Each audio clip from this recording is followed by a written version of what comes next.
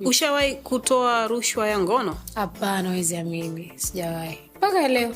Haujawahi kuweka katika hayo mazingira kwamba nishawekwa, lakini unajua mimi nilivyokuwa, unajua kuanzia ma producer mpaka yani nishawekwa kwenye mazingira, lakini mimi nadhani pia producer alikuwa ananichukulia serious kutokana na ninavyoenda. Mfano, mimi nilikuwa nikiingia studio pale imba na producer mwenyewe anabaki, "Okay, you serious?" So with you going there automatically, unajua msichana huwezi kukwepa kutongozwa. Huwezi kukwepa watu kutaka kulala na wewe.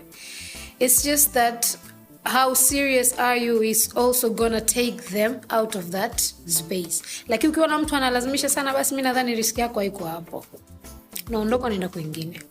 Uzuri ma producer wetu bwana wa Tanzania, mimi nawasifia kitu kimoja. Msanii ukiwa unajua kuimba, they give you their free time, wanakutengenezea beat bure. Yani wewe toka tu, tutajua uko mbele ya safari.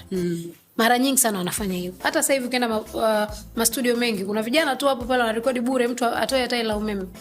Kwa upande wa wasichana kupata hiyo vishawishi vya rushwa ya ngono, nadhani na wewe mwenyewe pia unavyojipeleka. Ukienda pale unaregeza sauti, mtu anakupokea kama umeregeza sauti kwamba haya mama, you know, tumalize.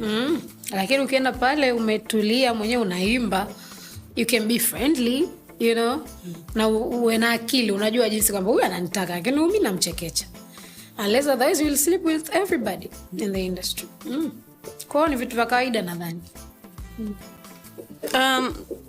Kwenye kiwanda cha muziki kuna mashindano sana.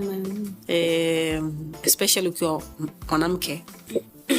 Kwa sababu bahati mbaya wanawake sio wengi. Lakini wapo ambao wanafanya vizuri. Na ubaya kwenye industry yetu, sijui kwa sababu gani, ni kwamba hatuwezi wote kuwa juu.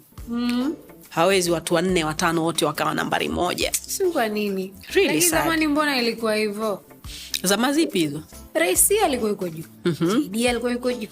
Muangalia sijui nani, sijui yani wasanii wa kiume wote wako juu. Dully Sykes yuko juu. Sijui Shoga wale walikuwa wanapewa zamu. Na haikuwa juu ya hivyo ambayo wewe unaiona ya sasa hivi. Kweli Trust me.